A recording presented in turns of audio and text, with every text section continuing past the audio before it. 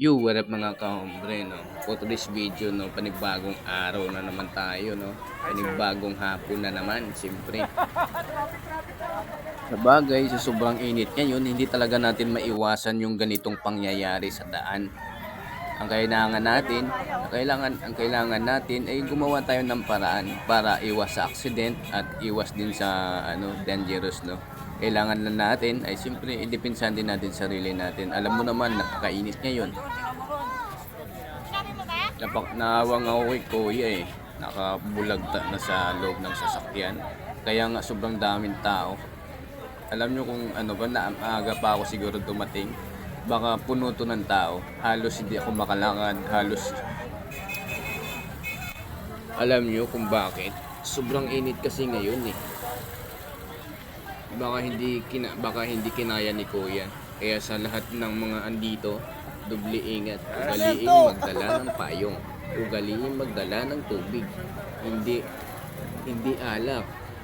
Baka kung alak, iba yun. Una sa lahat, siyempre, kailangan din natin yun. Kailangan din natin proteksyonan yung sarili natin. Siyempre, hindi lang sarili natin at sarili nyo din. Tingnan mo naman ang Pilipino, kahit masikip o pasok ng pasok, walang pakialam sa buhay. Alam mo naman ang Pilipino, kung saan yung masikip, doon yan papasok. Parang mga parang mga pusang ligaw. Diba?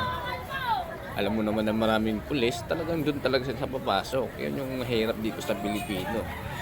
May nasasaktan na nga eh, lalo pa nasasaktan kasi sobrang sikip, doon pa yung pumasok.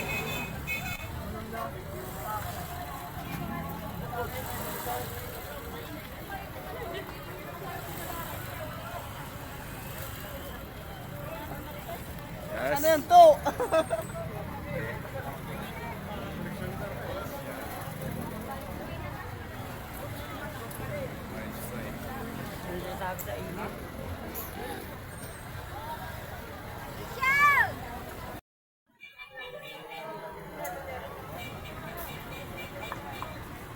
Hi, sir.